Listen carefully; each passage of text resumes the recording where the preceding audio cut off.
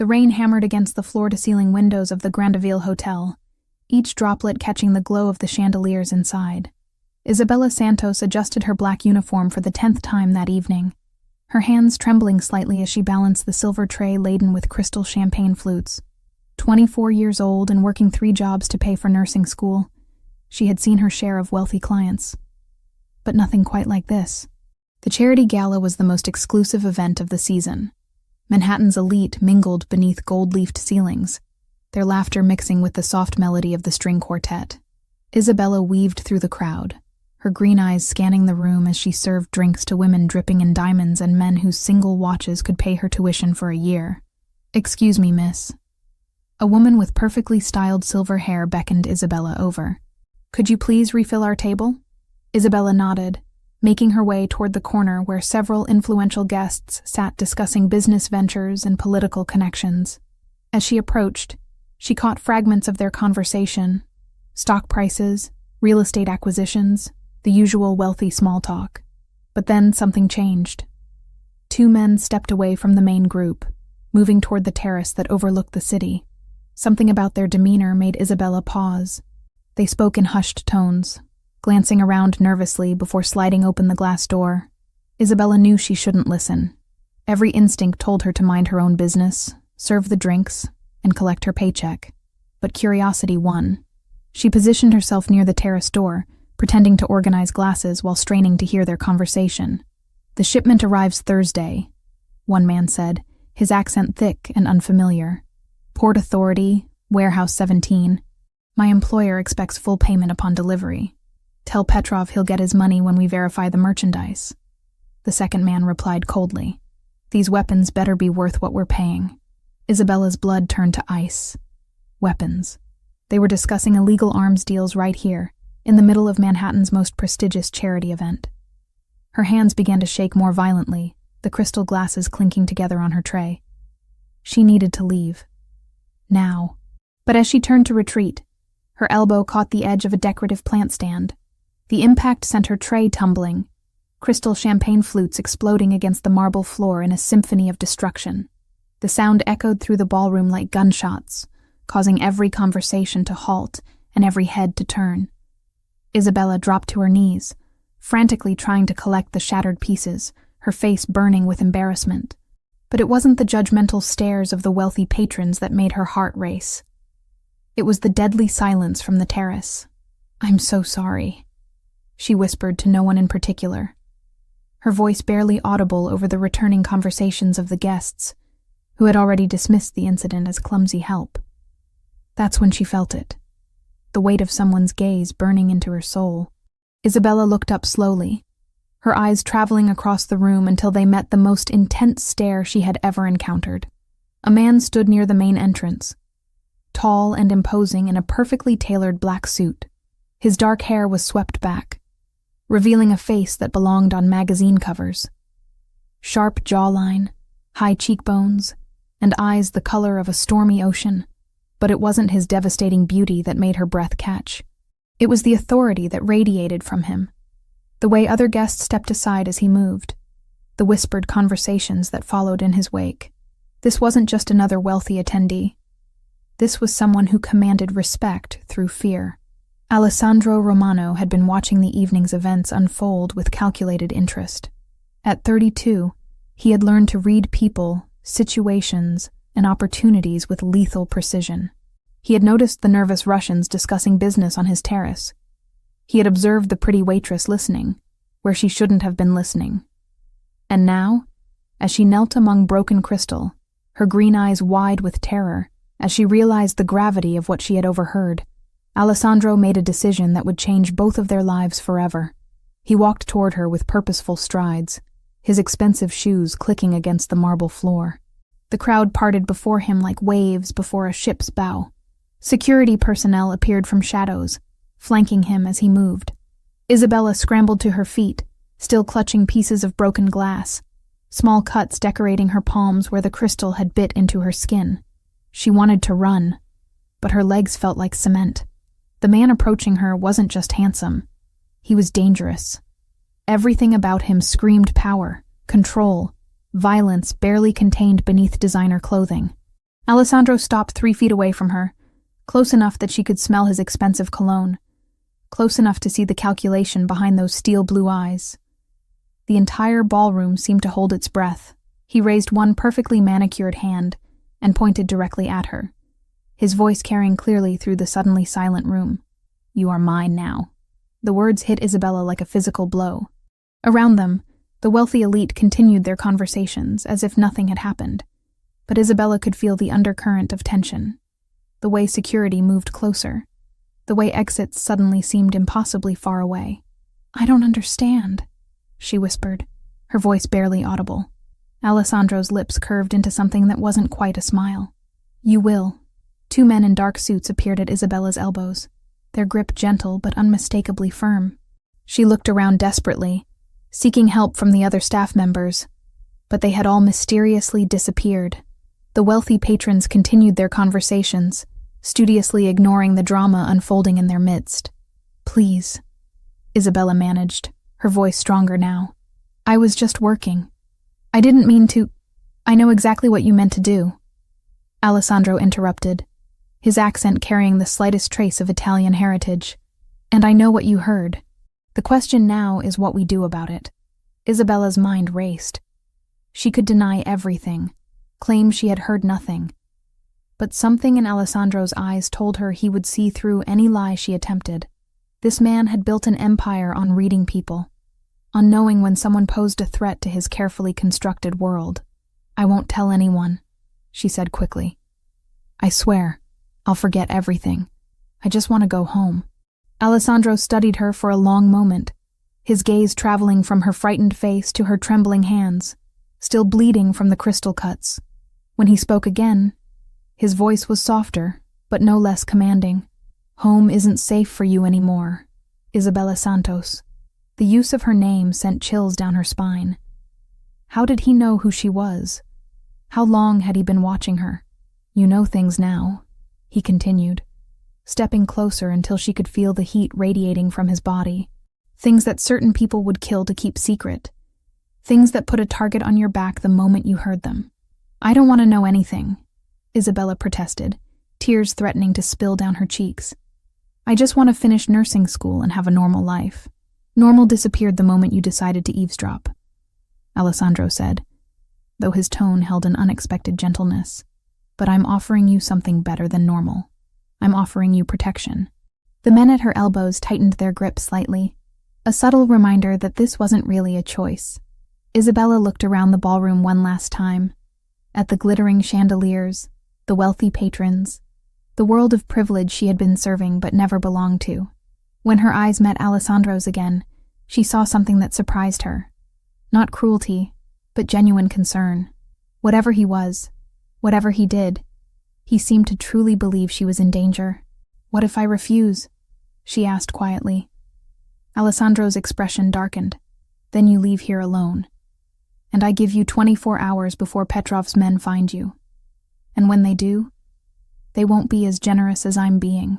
The choice wasn't really a choice at all. Isabella nodded slowly, her fate sealed by a moment of curiosity and a tray of broken crystal. As Alessandro's men escorted her toward a private exit, she caught one last glimpse of the glittering ballroom, the world of safety and normalcy disappearing behind her like a dream. Outside, black cars waited in the rain, their engines purring like predatory cats.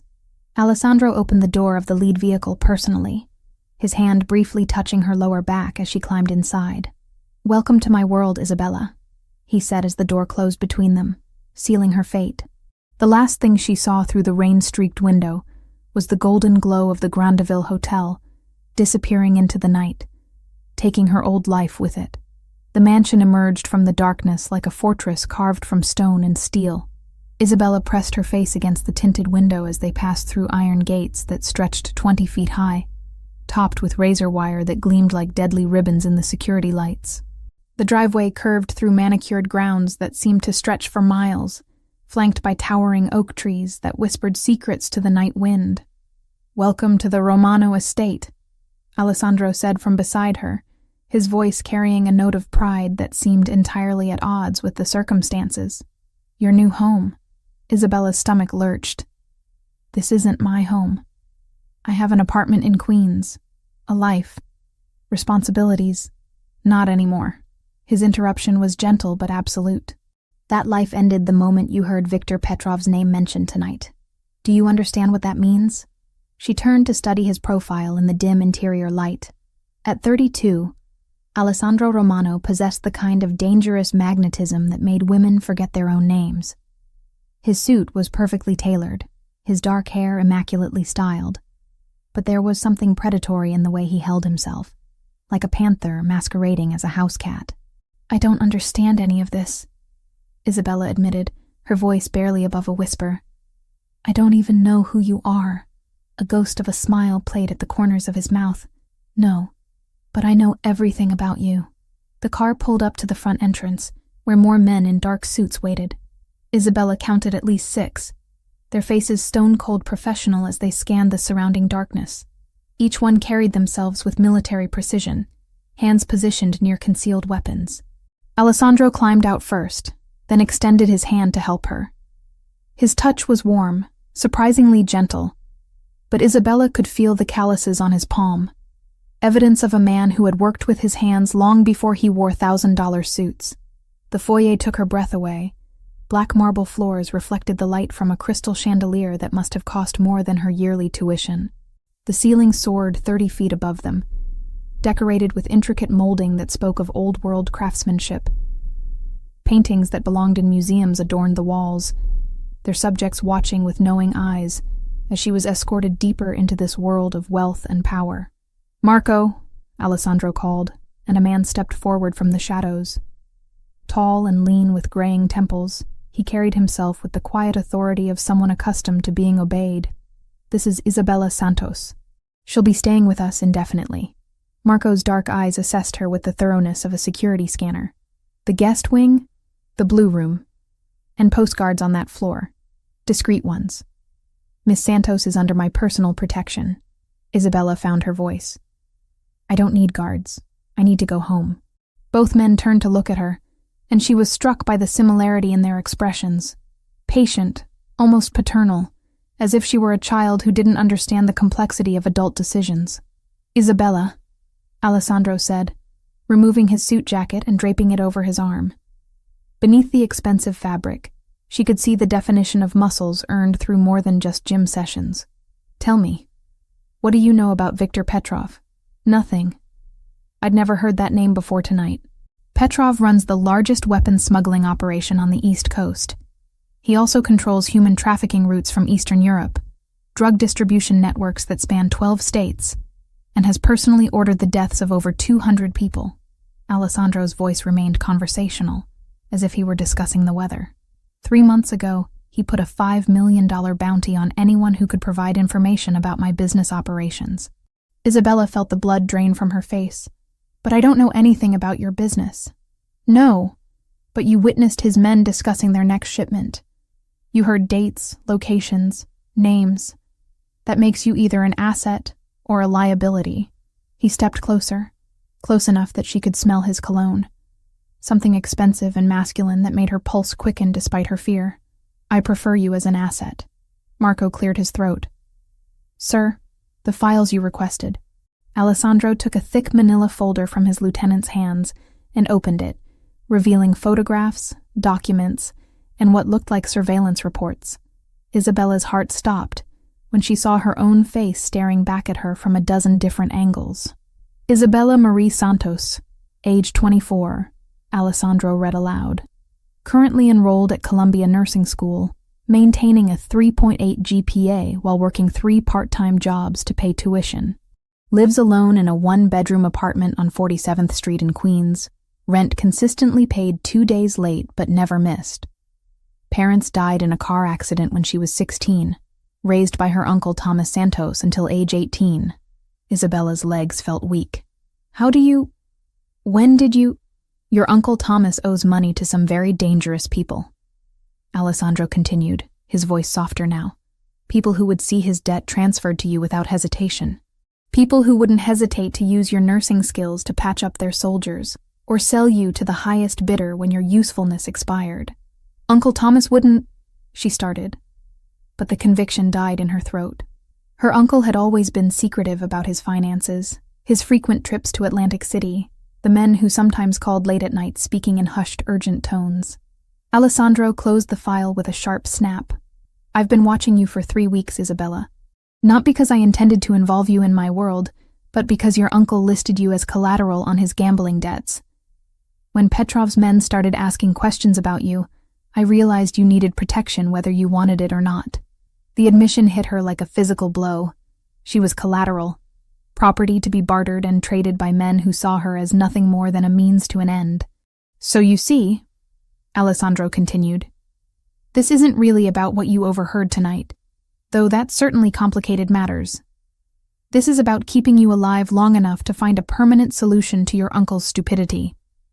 Isabella sank onto a nearby chair, her legs finally giving out completely. The elegant furniture felt foreign beneath her. Too rich, too perfect for someone like her.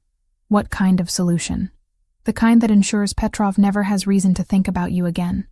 Alessandro's voice carried a note of finality that made her shiver. "But that will take time to arrange properly. Until then, you're safest here." Marco approached with another file, this one thinner. "The security assessment is complete. Perimeter is clean, but we've identified 3 surveillance points that suggest we're being watched." "Russian? Most likely. Should we deal with them?" Alessandro considered this, his jaw tightening almost imperceptibly. "No. Let them watch for now. I want them to see that she's under my protection. Sometimes the appearance of strength is more valuable than the demonstration of it."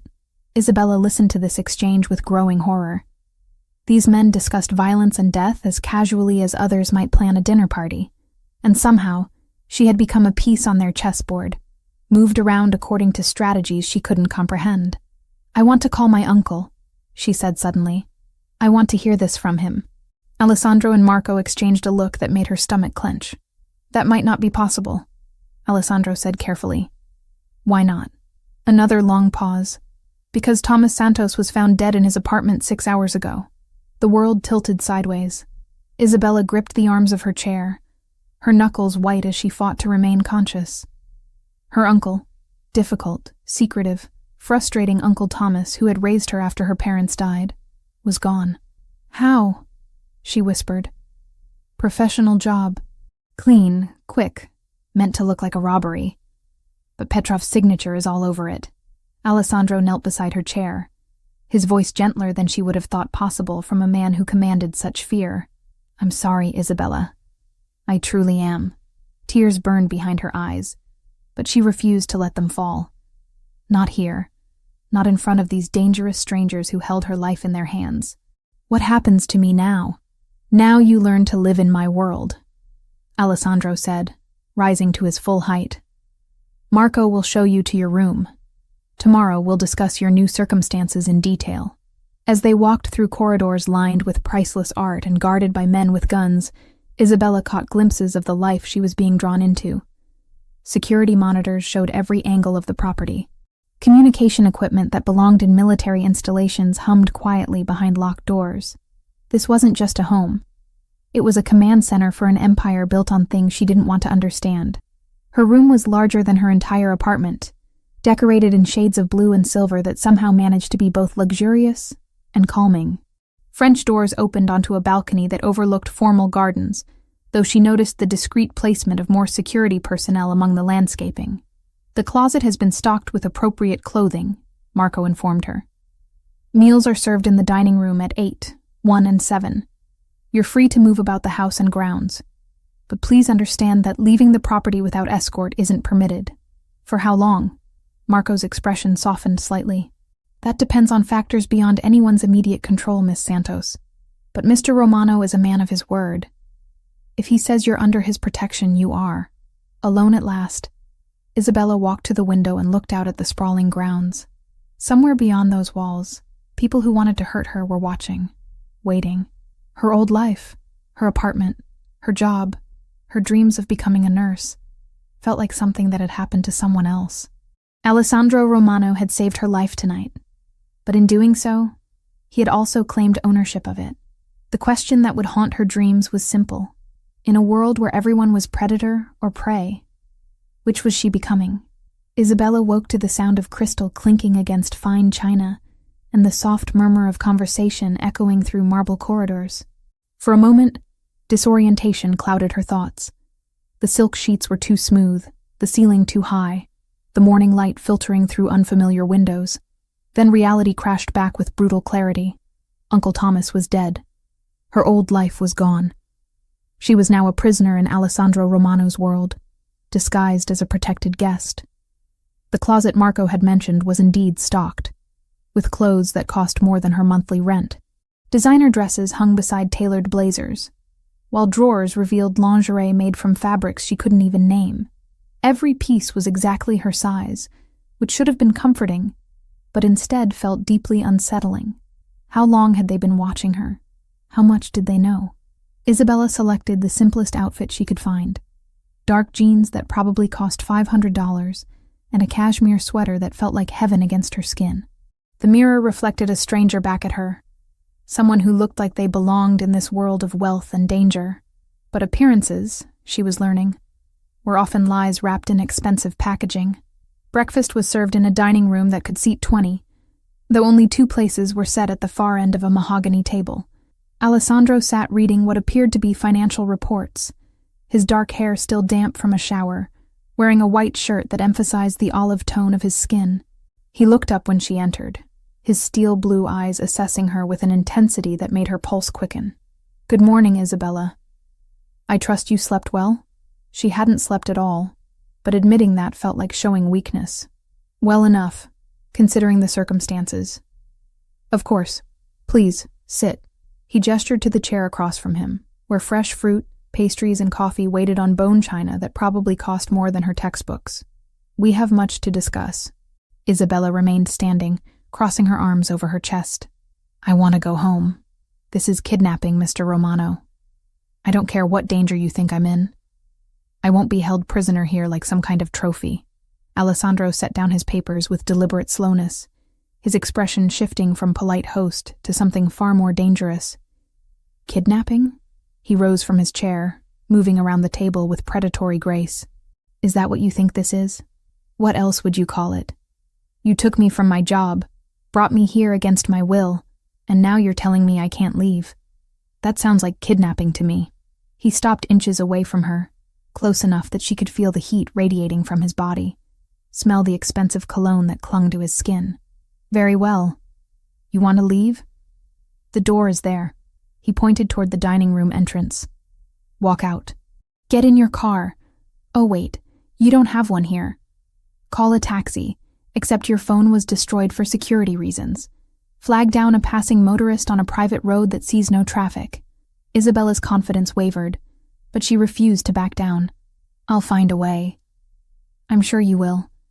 And approximately 6 hours after you leave this property, Viktor Petrov's men will find you. They'll torture you for information about what you heard at the Gala, then they'll sell you to human traffickers who specialize in young women with medical training. If you're very lucky, they'll kill you quickly when they're done with you." The casual way he described her potential fate made her stomach turn. "You're trying to scare me." "I'm trying to save your life." Alessandro's voice softened slightly. "Isabella, I know this isn't the life you chose, but the moment you overheard that conversation, your choices became very limited. You can stay here, under my protection, and learn to navigate this world. Or you can leave and face certain death." She sank into the chair, the fight draining out of her. "This isn't fair." "No, it's not." Alessandro returned to his seat, pouring coffee from an antique silver service. "Very little about my world is fair, but it's the reality we're both living in now." The coffee was perfect, rich, aromatic, probably imported from some exotic location she'd never heard of. Isabella found herself wondering if she'd ever be able to drink normal coffee again without remembering this moment. What happens now? Now you learn. About my business, about the people who work for me, about the rules that keep everyone alive. Alessandro leaned back in his chair, studying her with those penetrating eyes. "But first, you eat. You've lost weight since we brought you here, and that's unacceptable." Isabella looked down at the untouched food before her. The fruit was perfectly arranged, the pastries golden and flaky. but her appetite had vanished the moment she learned about her uncle's death. "I'm not hungry. That wasn't a request." The steel returned to his voice. "You're under my protection, which means your well-being is my responsibility. You will eat, you will sleep, and you will take care of yourself. Understood?" The authoritative tone sparked her temper again. "I'm not a child or a pet. You can't just order me around, can't I?" Alessandro's smile was sharp as a blade. "Look around you, Isabella. This is my house, my rules, my world. Everything here exists because I allow it to exist, including you." Before she could respond, Marco entered the dining room carrying a phone. "Sir, urgent call from the port. The Russians made a move on Warehouse 7. Alessandro's entire demeanor changed, the polite host disappearing as the dangerous crime lord emerged. "Casualties? 3 wounded, none killed. They retreated when our reinforcements arrived, but they took photographs of our inventory. Son of a bitch." Alessandro stood abruptly, his breakfast forgotten. "Double the security on all warehouses. I want a full report in an hour. Already in progress, sir." As Marco left, Alessandro turned back to Isabella, who had been listening to this exchange with growing horror. This was real. The violence, the danger, the constant threat of war between criminal organizations. It was all real, and she was trapped in the middle of it. "I have to go handle this," Alessandro said, his voice gentler than before. "But I want you to understand something. What just happened?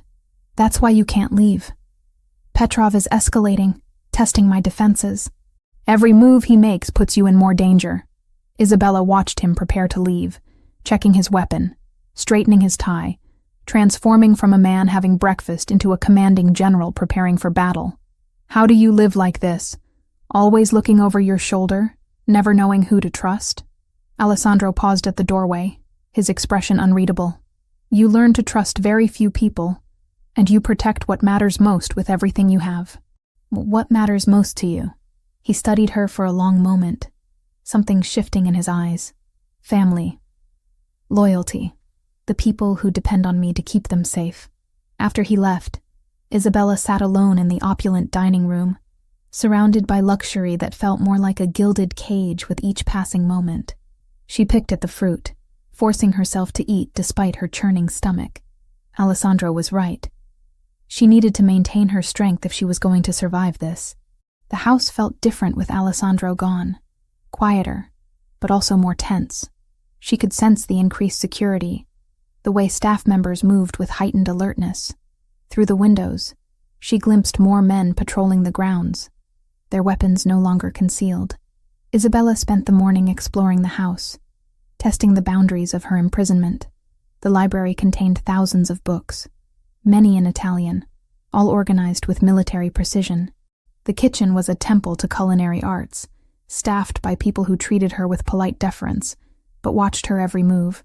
The garden was beautiful but surrounded by walls topped with surveillance equipment. It was in the afternoon, while reading in a sun-drenched conservatory, that Isabella heard the commotion. Shouting voices, car engines, the slam of doors. She moved to the window and saw Alessandro returning. But something was wrong. He was walking differently, favoring his left side, and there were dark stains on his white shirt. Marco and 2 other men flanked him as they entered the house, their expressions grim. Isabella found herself moving toward the main foyer before she consciously decided to do so. "Sir, you need medical attention," Marco was saying as they climbed the stairs. "It's just a graze. I'll be fine. With respect, you're bleeding all over the carpet." Isabella stepped forward, her nursing instincts overriding her fear and anger. "I can help." All 4 men turned to look at her, surprise flickering across their faces. Alessandro's eyes met hers, and she saw something she hadn't expected. Vulnerability. Under all that power and authority, he was just a man who was hurt and trying not to show it. "You don't have to," he began. "Yes, I do." Isabella moved closer, studying the way he held himself, the pallor beneath his olive skin. "Where are you hit?" "Left shoulder. Bullet grazed me during the warehouse inspection." Isabella looked at Marco. "I need medical supplies. Antiseptic, gauze, surgical thread if you have it." "The medical kit is in his office," Marco replied, already moving. "Bring it to his room, and I'll need clean towels, hot water, and good lighting." As they helped Alessandro to his private quarters, Isabella felt a strange shift inside her. For the first time since arriving at the mansion, she wasn't a prisoner or a burden. She was needed, useful, doing something she was trained for. Alessandro's bedroom was as luxurious as the rest of the house, but she barely noticed the expensive furnishings. Her focus was entirely on the man sitting on the edge of the bed, trying to remove his ruined shirt without jarring his injured shoulder. "Let me," Isabella said softly, moving to help him. Their eyes met as she carefully peeled the fabric away from the wound, and Isabella felt something electric pass between them. This close, she could see the flecks of gray in his blue eyes, the small scar along his jawline, the way his breath hitched when her fingers accidentally brushed against undamaged skin. "Thank you," he said quietly. "Don't thank me yet. This is going to hurt." As Isabella began cleaning the wound, Alessandro remained perfectly still, though she could see the tension in his jaw, the way his hands gripped the edge of the bed. When she began stitching, he finally spoke. "You don't have to do this." Marco could have called a doctor who would ask questions, report a gunshot wound. Isabella concentrated on her work, trying to ignore how close they were, how intimate this felt.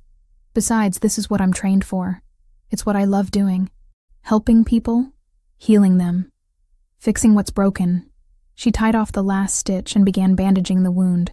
Even when they've been shot doing illegal things in warehouses they probably shouldn't own. Alessandro's laugh was soft and unexpected. Fair point. As Isabella finished her work, their eyes met again, and this time neither looked away. The room seemed to shrink around them, filled with unspoken tension and possibilities. Isabella found herself studying the strong line of his jaw, the way his dark hair fell across his forehead, the strength in his hands. "Isabella," he said softly, his voice rougher than usual. "Yes? I'm sorry. About your uncle. About your life being turned upside down. About everything. If there had been any other way." She pressed her fingers gently against his lips, stopping his words. Don't apologize for saving my life, even if you destroyed it in the process." Alessandro caught her hand, pressing it against his cheek. "I won't let anything happen to you. I promise." In that moment, surrounded by luxury that felt less like a prison and more like sanctuary, Isabella realized something that terrified her more than any external threat. She was beginning to trust the dangerous man who held her fate in his hands. And even worse, she was beginning to want him. The attack came at 3 a.m, shattering the illusion of safety that had begun to settle over Isabella like a comfortable blanket. She woke to the sound of automatic gunfire echoing through the mansion's corridors, followed by shouts in languages she didn't recognize, and the heavy footsteps of men moving with military precision. Isabella pressed herself against the bedroom wall, her heart hammering so loudly she was certain it would give away her position. Through the French doors leading to her balcony, she could see muzzle flashes lighting up the gardens like deadly fireflies. The perfectly manicured grounds had become a battlefield, with Alessandro's security forces engaged in fierce combat against intruders who had somehow breached the estate's defenses. The door to her room burst open without warning, and Isabella bit back a scream as a figure in tactical gear filled the doorway. For a terrifying moment, she thought the attackers had reached her, but then she recognized Marco's voice beneath the black mask. "Miss Santos, we need to move. Now." Isabella didn't argue. She grabbed the robe Alessandro had provided, silk, and probably worth more than her monthly rent, and followed Marco into the corridor. The mansion felt different in the darkness, transformed from a luxury prison into something that resembled a war zone. Emergency lighting cast everything in harsh red shadows, and the sound of combat echoed from multiple directions. "Where's Alessandro?" she asked, as Marco led her down a hallway she'd never seen before, coordinating the defense from the main security center. "He wanted you moved to the safe room until this is over." The safe room turned out to be a reinforced bunker, hidden behind a bookshelf in Alessandro's study. The space was larger than Isabella had expected, equipped with communication equipment, medical supplies, and enough food and water to last for days. But what struck her most was the wall of monitors showing every angle of the estate's grounds. On screen after screen, she watched the battle unfold. Alessandro's men moved like a well-trained army, using the estate's layout to their advantage as they engaged the attackers. But the intruders were professional too. Their movements coordinated, their equipment military-grade. This wasn't some random attempt at robbery or revenge. This was a calculated assault by people who had studied the Romano defenses and planned accordingly. "Russians," Marco said, following her gaze to the monitors. "Petrov's elite strike team. They've been planning this for weeks." Isabella watched one monitor that showed Alessandro himself, dressed in tactical gear and carrying an assault rifle with the same casual confidence other men might carry a briefcase. He moved through the combat zone like he was born to it, directing his forces with hand signals and taking out enemies with precision shots that spoke of extensive military training. "He's good at this," Isabella murmured, surprised by the observation. "The best I've ever seen." Alessandro didn't inherit his position.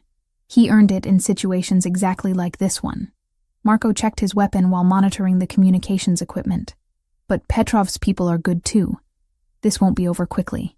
As if summoned by his words, the lights in the safe room flickered and went out, leaving them in darkness broken only by the glow of the monitors. Emergency power kicked in a moment later, but the brief blackout felt like an omen. "They're trying to cut power to the main house," Marco explained, speaking into his headset in rapid Italian before switching back to English. "Alessandro's moving to the backup generator room. If they take out our power completely, we lose the security systems." Isabella found herself gripping the edge of the desk as she watched Alessandro disappear from one monitor and reappear on another, moving through the mansion's lower levels with two other men flanking him. The basement corridors looked different from the rest of the house, more utilitarian, designed for function rather than beauty. "Marco," she said quietly, "what my uncle owed money for. Was it really just gambling debts?" Marco glanced at her, something shifting in his expression. "What makes you ask that?" "This." Isabella gestured at the monitors showing the ongoing battle. "This level of response. The resources Petrov is willing to commit. People don't launch military operations over gambling debts." Marco was quiet for a long moment, clearly weighing how much truth to share. "Your uncle was involved in more than gambling, Miss Santos. He was smuggling medical supplies, stolen from hospitals, resold on the black market. Petrov used those supplies to patch up his soldiers after operations." The revelation hit Isabella like a physical blow. Medical supplies? Surgical equipment, pharmaceuticals, blood products. Things that are difficult to obtain without proper credentials. Marco's voice was gentle but firm. "Your uncle knew you were studying nursing. He planned to use your access to expand the operation once you graduated." Isabella sank into a chair, the weight of this knowledge pressing down on her like a physical burden. Her uncle hadn't just been gambling. He had been stealing medical supplies that could have saved lives, selling them to criminals who used them to continue their violent operations. And he had planned to drag her into it. "Alessandro knew?" she asked quietly. "He's known for weeks. It's one of the reasons he's been watching you, to determine if you were involved, or if you could be used against your will." On the monitors, the battle was intensifying. Isabella watched Alessandro and his team reach the generator room, only to find it already occupied by Petrov's men. What followed was a close-quarters firefight that made her stomach clench with anxiety. She found herself holding her breath every time Alessandro appeared in the frame, releasing it only when she saw him move safely to the next position. "He's been protecting me from the beginning," Isabella realized, "even before the gala. Yes, but tonight changes everything.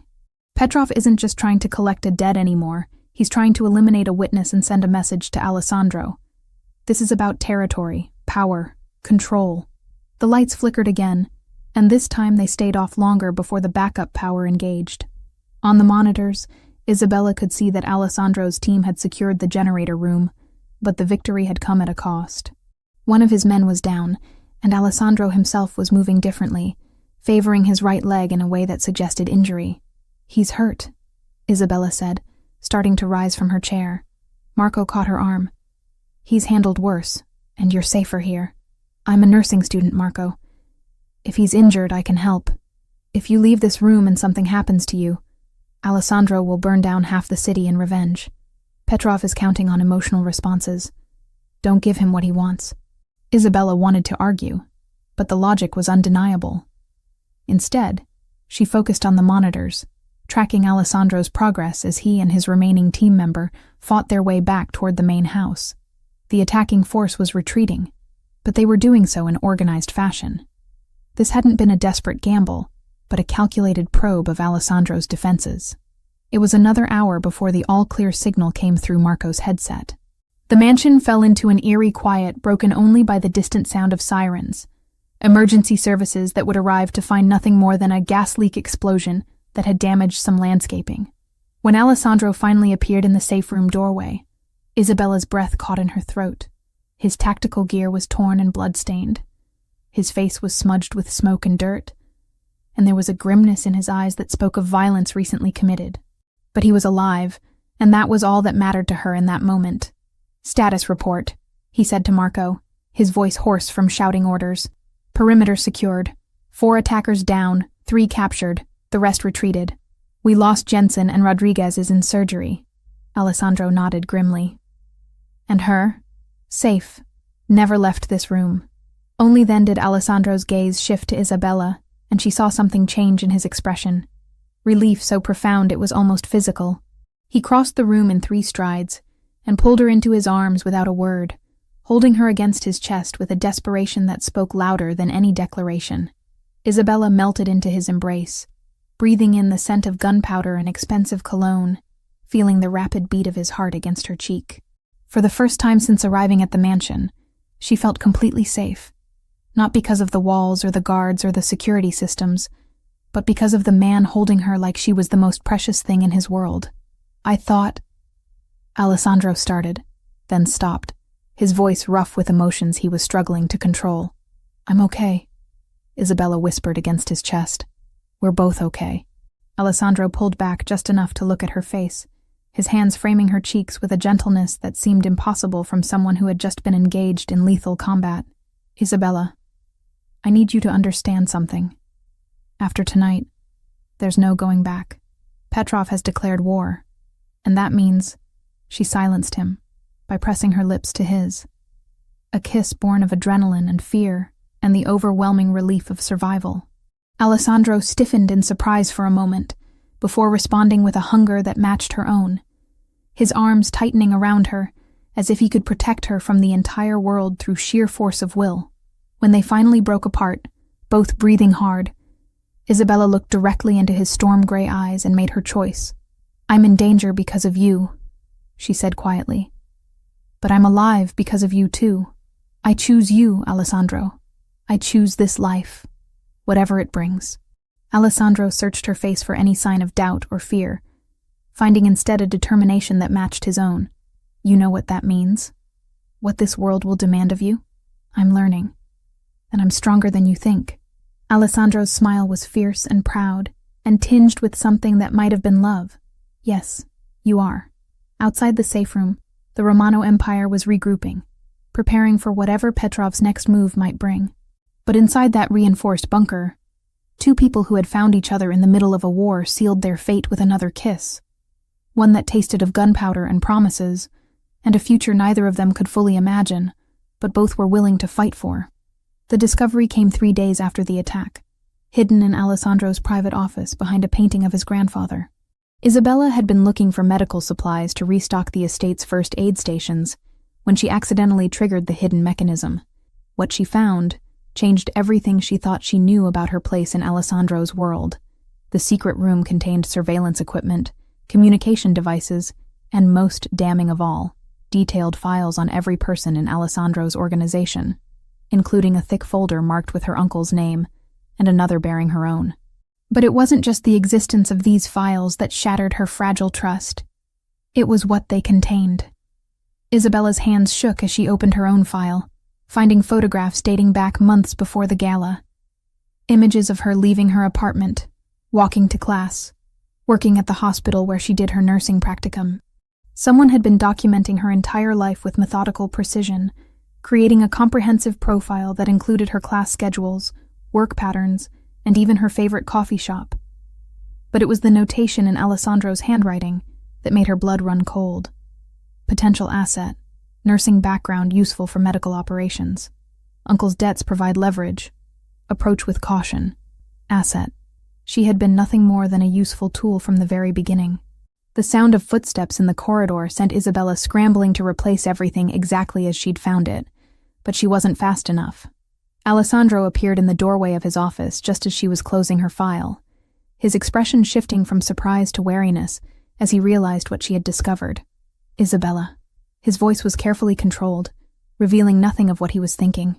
She turned to face him, the file still clutched in her hands like evidence of betrayal. How long? The question came out as barely a whisper. How long were you watching me before the gala? Alessandro stepped into the office, closing the door behind him with deliberate care. When he spoke, his voice carried a weight of inevitability, as if this moment had always been coming. 6 weeks. The admission hit her like a physical blow. 6 weeks. You were planning this. All of this. From the beginning. Not all of it. Alessandro moved closer, but stopped when Isabella took a step back. Your uncle's situation created an opportunity, yes. But what happened at the gala? What developed between us? That was never part of any plan. Isabella laughed, a bitter sound that echoed off the office walls. What developed between us? You mean my usefulness as a medical consultant for your criminal empire? That's not... Don't. Isabella held up her hand, stopping his words. Don't you dare try to tell me this wasn't calculated. I've read the file, Alessandro. I know exactly what you think of me. Alessandro's jaw tightened, his careful composure cracking slightly. You know what I thought of you 6 weeks ago. Before I knew you. Before I understood. Before you understood what? That I could be manipulated more effectively with kindness than with threats. Before I fell in love with you. The words hung in the air between them like a bridge neither was sure they could cross. Isabella stared at Alessandro's face, searching for any sign of deception, any indication that this was just another manipulation tactic. What she saw instead was raw vulnerability, the kind that a man like Alessandro would never fake because it exposed too much of his true self. Love, Isabella repeated, her voice hollow. Is that what you call this? Keeping files on me like I'm some kind of criminal? Having me followed and photographed like a target? Alessandro ran his hands through his dark hair, his usual perfect composure completely abandoned. It was surveillance, yes. But not for the reasons you think. Then explain it to me. Explain how stalking me was some kind of protection. Your uncle wasn't just in debt to Petrov, Alessandro said, his voice strained. He was feeding information to the Russians about hospital security systems, medical supply storage, pharmaceutical shipment schedules. He was setting up an operation that would use your access as a nursing student to steal controlled substances and medical equipment on an industrial scale. Isabella felt the blood drain from her face. That's impossible. Is it? Think about it, Isabella. The late nights, the mysterious phone calls, the way he always needed money but never explained why. The connections he claimed to have with hospital administrators, despite never working in healthcare himself. The pieces began falling into place with horrible clarity. Uncle Thomas's insistence that she pursue nursing school specifically at Columbia. His sudden interest in her clinical rotations, always asking detailed questions about hospital procedures and supply management.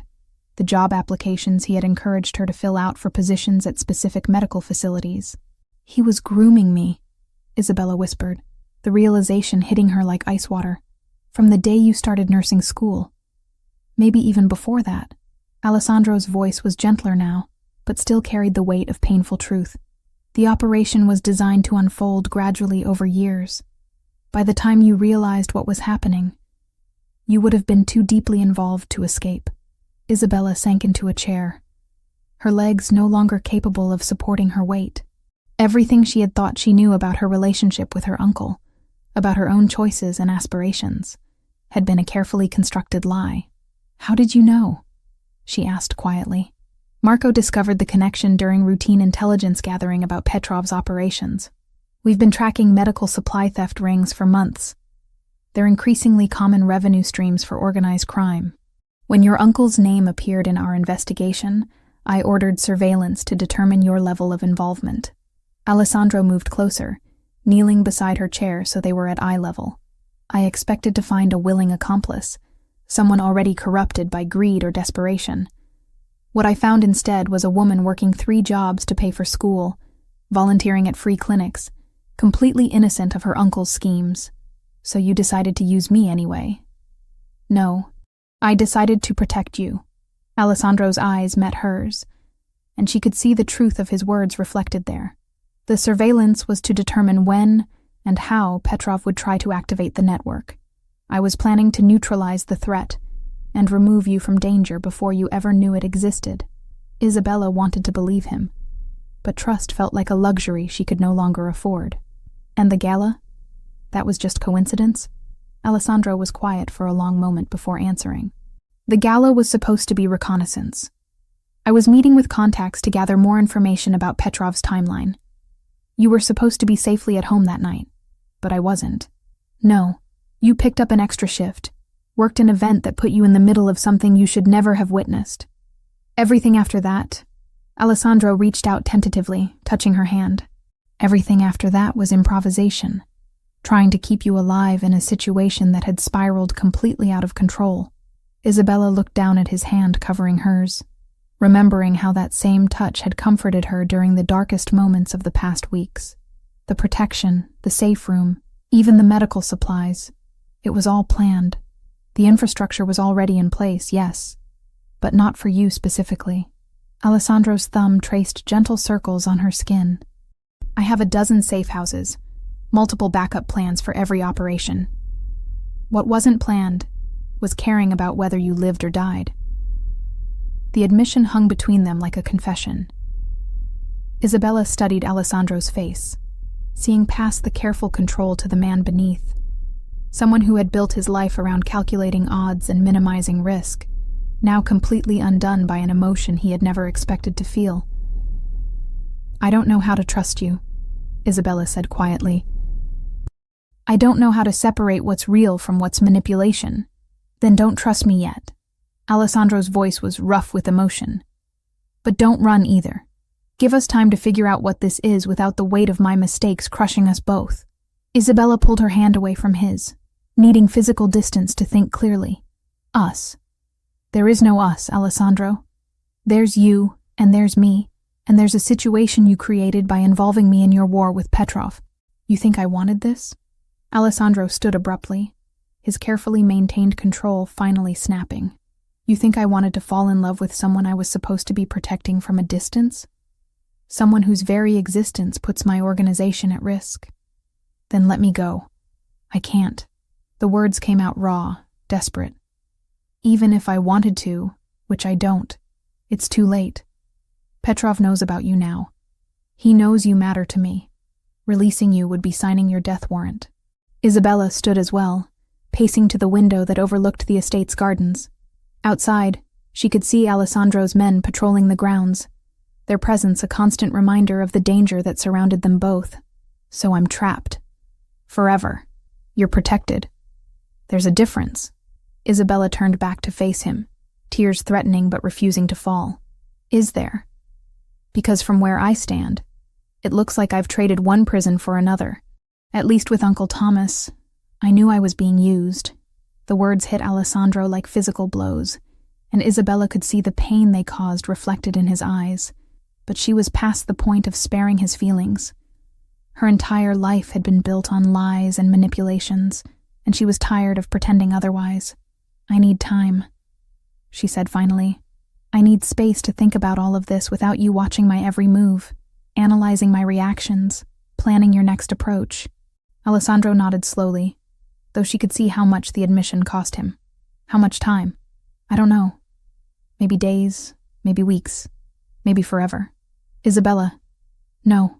Her voice was firm, final. You've made your choice about how to handle this situation. Now let me make mine. Alessandro stared at her for a long moment, and Isabella could see him weighing options, calculating responses, falling back into the strategic mindset that had kept him alive in a world of constant danger. When he spoke again, his voice had returned to the carefully controlled tone she remembered from their first meeting. Very well. But you'll remain on the estate grounds. The threat from Petrov hasn't changed, regardless of your feelings about my methods. Of course it hasn't, Isabella said bitterly. Nothing ever changes in your world, does it? Just the strategies for dealing with it. She walked past him toward the door, but his voice stopped her before she could leave. For what it's worth, Isabella, I never meant for you to be hurt by this. I thought I could protect you without your ever knowing the truth. Isabella paused without turning around. That's the problem, Alessandro. You thought you could control everything, including me. And some things can't be controlled, no matter how much power you have. As she left Alessandro's office, Isabella felt the weight of her new reality settling around her like armor. She was trapped in a world she had never chosen, protected by a man who had manipulated her from the beginning, surrounded by dangers she was only beginning to understand. But for the first time since arriving at the Romano estate, she was choosing her own path forward. Even if that path led through a wilderness of uncertainty and pain, it would be hers to walk. 2 weeks of silence stretched between Isabella and Alessandro like a chasm neither knew how to cross.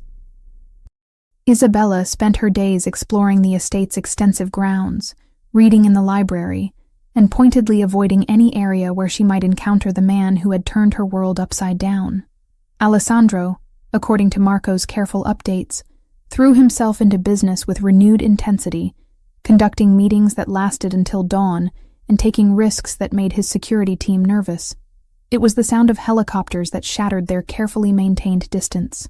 Isabella looked up from her book as the rhythmic thrum of rotor blades filled the air above the estate.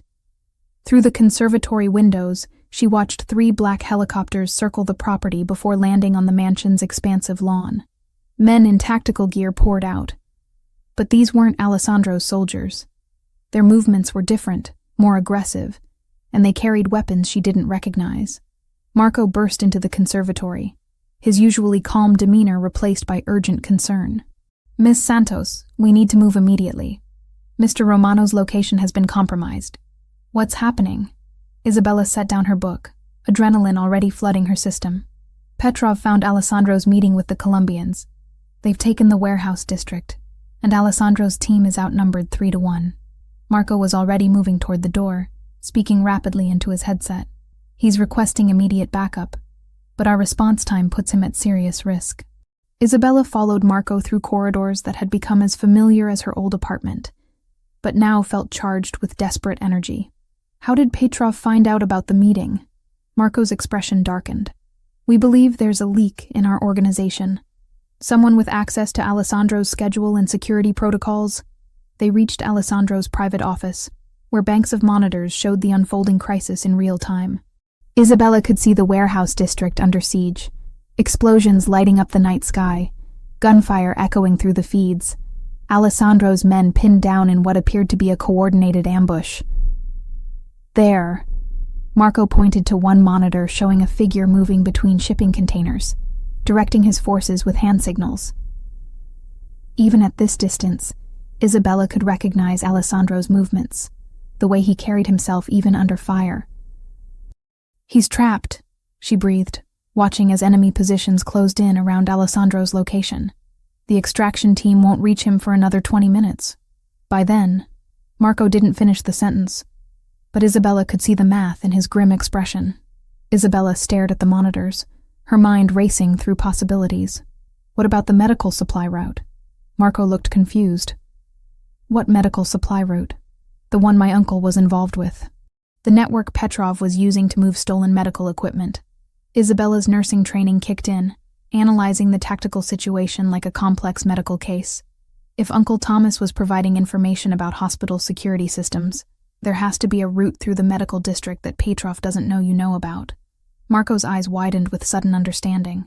The emergency services tunnels. Isabella nodded, pieces falling into place with startling clarity. My uncle had blueprints of the hospital district in his apartment. I saw them when we cleaned out his things.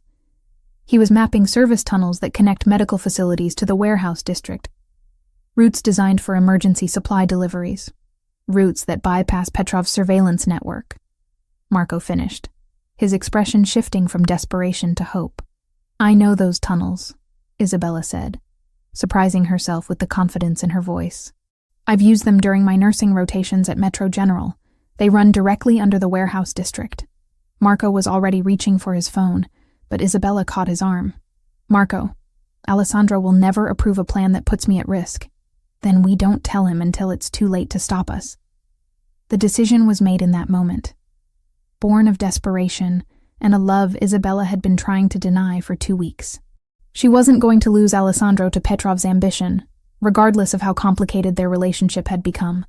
20 minutes later, Isabella found herself in the passenger seat of an armored vehicle, wearing tactical gear that had been hastily adjusted to fit her smaller frame. Marco drove with the focused intensity of a man whose loyalty had been tested by impossible circumstances. The tunnel entrance is through the Metro General loading dock, Isabella explained, studying maps on a tablet. From there, we can reach the warehouse district without being detected. But we'll be going in blind. No communication with Alessandro's team until we're in position. And if Petrov's men have found the tunnels, Isabella checked the medical kit she had insisted on bringing. Then we improvise. The loading dock was deserted, except for a skeleton crew of night shift maintenance workers who recognized Isabella from her rotations. A few carefully crafted lies about emergency medical supplies got them access to the service tunnels without questions. The tunnels were exactly as Isabella remembered. Utilitarian concrete passages lined with pipes and electrical conduits, wide enough for service vehicles but cramped for tactical movement. Their footsteps echoed despite their attempts at stealth, and the air carried the stale scent of disinfectant and industrial cleaning solutions. "How did you know about these?" Marco asked as they navigated a particularly narrow section. Nursing students learn all the hospital's systems, including emergency protocols for moving critical supplies during disasters. These tunnels connect every major medical facility in the district to ensure continuity of care even during infrastructure failures. They moved in focused silence for another 10 minutes before Isabella held up her hand, stopping their forward progress. Through the concrete walls, she could hear the muffled sound of gunfire growing louder. "We're directly under the warehouse district now," she whispered, consulting her mental map of the tunnel system. "There should be an access point about 50 meters ahead that connects to the warehouse basement levels." Marco nodded, speaking quietly into his headset. "Base, this is Marco. We're in position for extraction support. What's Alessandro's current location?" The response crackled through their earpieces. "Warehouse 7, main floor, pinned down behind shipping containers. Enemy forces have him surrounded. ETA for backup still 15 minutes. Isabella felt her heart clench as she imagined Alessandro trapped and outnumbered, fighting for his life while she moved through tunnels beneath his feet. The woman who had been avoiding him for 2 weeks suddenly couldn't bear the thought of a world without him in it. "Marco, I need you to understand something," she said quietly, as they approached the access point. "Whatever happens up there, whatever Alessandro and I work out between us afterward, I choose this. I choose him. I choose this life." Marco studied her face in the dim tunnel lighting, seeing something that made him nod with satisfaction. "He's going to be furious that we brought you into combat. Let him be furious. He can yell at me when we get him out of there alive." The access point was a maintenance ladder leading up to a concealed entrance in Warehouse 6, one building over from Alessandro's position. Isabella climbed first, using skills she had developed during nursing school emergency drills, while Marco followed with the tactical equipment they would need. The warehouse basement was dark and filled with the scent of motor oil and metal, but Isabella could hear the battle raging one floor above them. Through service corridors designed for moving supplies between connected buildings, they made their way toward Warehouse 7. "Isabella," Marco's voice stopped her as they reached a door marked "Authorized Personnel Only." "Once we go through this door, there's no going back." "Are you certain about this choice?" Isabella thought about Alessandro's face when he told her he loved her, about the way he had held her during the first attack on the estate, about the careful gentleness in his hands when he touched her despite all the violence those same hands were capable of. "I've never been more certain of anything in my life." Marco opened the door, revealing a staircase that led up to the main warehouse floor. Above them, the sound of gunfire was punctuated by shouts in multiple languages and the crash of metal against concrete. "Stay close, stay low, and when I give the signal, run directly toward Alessandro's position. Don't stop for anything." Isabella nodded, her medical training taking over as adrenaline sharpened her focus to laser intensity. She was no longer the frightened woman who had been taken from the Gala. She was someone who had chosen her path with full knowledge of the consequences. As they climbed toward the battle above, Isabella felt the last of her resistance to Alessandro's world fall away. She wasn't being pulled into his life of violence and danger. She was diving in willingly, completely, irrevocably, because some choices, once made with full heart and clear eyes, changed everything that came after. The woman who emerged from those tunnels would be different from the one who had descended into them. And Alessandro Romano, if they could reach him in time, would discover that the nursing student he had fallen in love with had transformed into something far more dangerous. A partner who would fight beside him against any enemy, no matter the cost. The warehouse floor erupted into chaos as Isabella and Marco emerged from the basement access point. Smoke filled the air from burning shipping containers, and the acrid smell of gunpowder mixed with the metallic scent of blood. Through the haze, Isabella could see Alessandro's position, a defensive cluster behind overturned crates near the far wall, surrounded by Petrov's advancing forces. "Isabella, what the hell are you doing here?"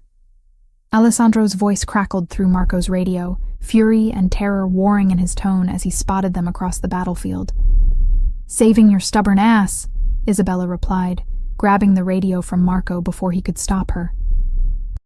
"We found a way out through the medical tunnels, but we need to reach you first." "Absolutely not. You get back underground and—" His words were cut off by an explosion that shook the entire building as Petrov's men launched grenades toward Alessandro's position. Isabella watched in horror as debris rained down around the shipping containers, and for several heart-stopping moments, there was silence from Alessandro's radio. "Alessandro!" Isabella's scream echoed through the warehouse, raw with panic. "I'm here." His voice returned, strained but alive. "But we're running low on ammunition and they've got us completely surrounded. Marco, get her out of here." "No." Isabella's voice carried absolute finality. "We're coming to you. All of us." Before Marco could object, Isabella was moving, using her knowledge of hospital emergency protocols to navigate the smoke-filled warehouse. She had learned to move efficiently through chaos during medical crisis simulations, and those skills translated perfectly to this urban battlefield. "Follow my lead," she told Marco, staying low as they moved between burning containers. "In medical emergencies, we use a technique called controlled movement through hazardous environments. The key is to move decisively, but never expose yourself for more than 3 seconds at a time." Marco, despite his years of tactical training, found himself following Isabella's guidance as she led them through the maze of obstacles toward Alessandro's position. She moved with surprising confidence, pausing to assess each route before committing, reading the flow of battle like a medical professional, reading vital signs. They were halfway across the warehouse floor when Isabella heard it. A sound that made her blood freeze, the distinctive whine of an RPG being loaded. "RPG, southeast corner," she shouted into the radio, her medical training having taught her to remain calm and communicate clearly during life-threatening situations. Alessandro's response came immediately. "I see it. All units, incoming explosive." The rocket-propelled grenade streaked across the warehouse, aimed directly at Alessandro's defensive position. Isabella watched in slow motion as death approached the man she loved, and something inside her snapped with crystalline clarity. Without conscious thought, Isabella broke from cover, sprinting toward Alessandro's position with speed born of pure desperation.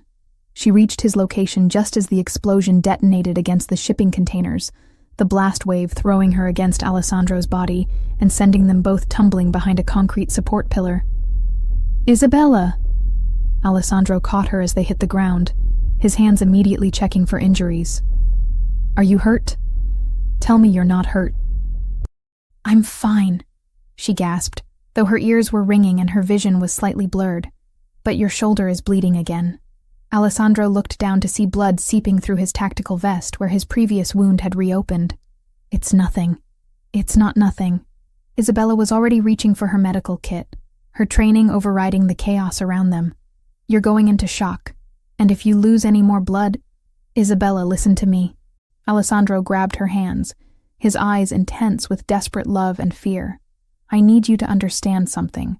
If we don't make it out of here, we're making it out." Isabella interrupted firmly, beginning to treat his wound with efficient movements. "All of us, together. A new voice cut through the battle sounds, cold and accented with Russian inflection. How touching. The Mafia prince and his little nurse, dying together in the dirt. Isabella looked up to see Viktor Petrov emerging from the smoke, flanked by 6 heavily armed men. He was younger than she had expected, maybe 40, with pale blue eyes and the kind of smile that suggested he enjoyed causing pain. Petrov. Alessandro's voice carried deadly calm as he positioned himself protectively in front of Isabella. You want me? You have me. Let her go. Oh, but she's the interesting one, isn't she? Petrov's gaze fixed on Isabella with predatory interest. The woman who brought down my medical supply operation, the one who cost me millions in lost revenue. Isabella felt the pieces clicking into place with horrible clarity. My uncle wasn't just providing information, he was the inside source for your entire network. Very good. Thomas Santos was our gateway into the hospital system, until you started asking inconvenient questions about his activities. When he tried to back out of our arrangement, well, Petrov shrugged. Loyalty is so important in business relationships. Alessandro's body tensed like a coiled spring. You killed him because Isabella was getting too close to the truth. I killed him because he became unreliable, just like you're about to become. The standoff stretched taut as wire, with Petrov's men maintaining their weapons aimed at Isabella and Alessandro. Around them, the warehouse had fallen into an eerie quiet as both sides waited to see how this final confrontation would play out. That's when Isabella heard it, the soft click of a safety being disengaged, coming from behind Petrov's position. Marco had used the distraction to flank them, moving with the silent expertise that made him Alessandro's most trusted lieutenant. But Petrov heard it too. The Russian crime lord spun toward the sound, his weapon tracking toward Marco's position. In that moment of divided attention, Isabella saw her opportunity and took it with the decisive action that had carried her through medical emergencies. She lunged forward, driving the surgical scissors from her medical kit directly into Petrov's gun arm. The weapon discharged harmlessly into the ceiling as Petrov screamed in pain and surprise. "Now, Alessandro!" Isabella shouted. What followed was a symphony of violence orchestrated by Alessandro Romano at his most lethal. He moved like death personified, his weapon speaking with mechanical precision as he eliminated Petrov's men in seconds. Marco's covering fire from the flank position caught the survivors in a crossfire that left no room for escape or surrender. When the shooting stopped, only Petrov remained alive, clutching his wounded arm and staring at Isabella with a mixture of rage and disbelief. "You have no idea what you've done," he snarled. "My organization spans 3 countries. Killing me will only send a message to every other criminal who thinks they can threaten what's mine," Alessandro finished, his voice carrying the absolute authority of a man who had built an empire on the foundation of decisive action. The single gunshot echoed through the warehouse with finality. Isabella stared at Petrov's lifeless body, feeling strangely detached from what had just occurred. She had imagined this moment would feel different, more traumatic, more overwhelming. Instead, she felt only a profound sense of completion, as if a chapter of her life had finally closed. "Isabella." Alessandro's voice was soft, uncertain. "Are you all right?" She turned to look at him. This dangerous, powerful man who had turned her world upside down and then fought beside her to put the pieces back together in an entirely new configuration. "I killed someone tonight," she said quietly. "You saved lives tonight. Mine, Marco's, probably your own." Isabella nodded slowly, understanding that this was her new reality. In Alessandro's world, violence wasn't senseless. It was surgical, purposeful, a tool used to protect what mattered most. "I'm not the same person who walked into that gala," she said. Alessandro stepped closer, his eyes searching her face for any sign of regret or fear. "No, you're not. The question is, who are you now?" Isabella looked around the warehouse, at the evidence of battle, at Marco coordinating with Alessandro's arriving reinforcements, at the empire they had fought to preserve. When she met Alessandro's gaze again, her voice carried absolute certainty. "I'm someone who chooses you.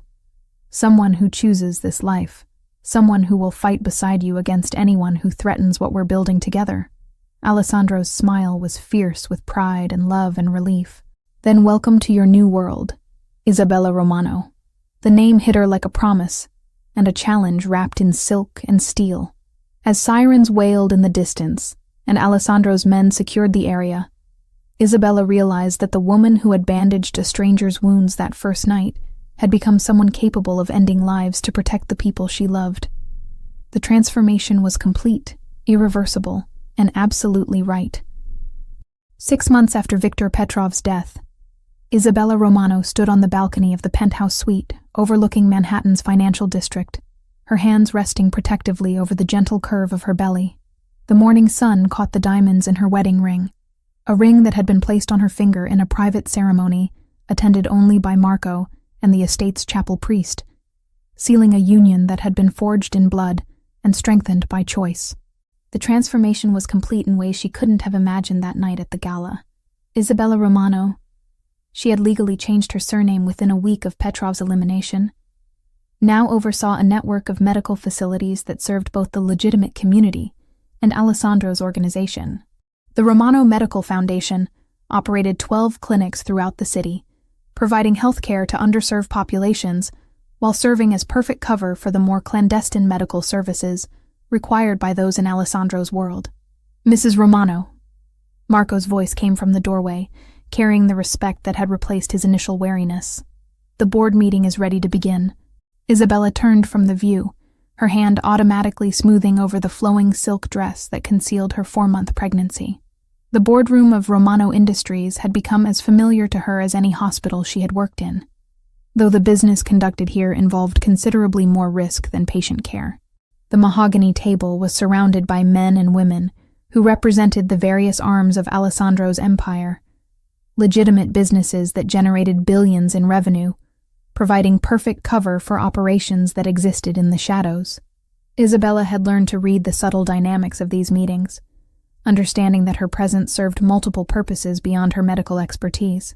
"Status report on the medical supply distribution," Alessandro said as she took her seat beside him, his hand briefly touching hers in acknowledgement. Even in business meetings, he couldn't completely suppress his protective instincts toward her and their unborn child. "Revenues are up 30% from last quarter," reported Maria Santos, the financial director who had replaced the recently deceased Thomas.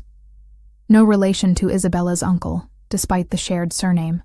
"The legitimate pharmaceutical partnerships are providing excellent cover for our specialized services, and we've expanded into 3 new territories without opposition."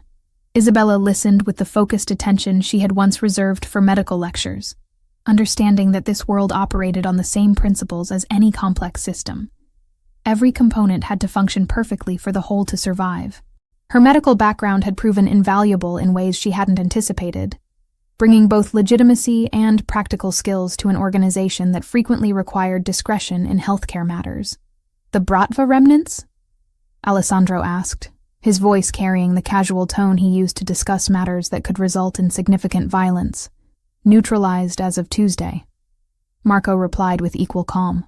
"The last of Petrov's lieutenants tried to restart operations in Brooklyn. They won't be trying again." Isabella felt no revulsion at this casual discussion of elimination. The woman who had been horrified by violence 6 months ago had learned to distinguish between necessary and gratuitous brutality. Petrov's organization had been a cancer that required surgical removal, and she had become skilled at surgical procedures in more ways than one. Good. What about the expansion into the pharmaceutical research sector? "Doctor, Romano has established partnerships with 3 major research hospitals," Maria reported, using Isabella's new professional title with the ease that came from months of practice.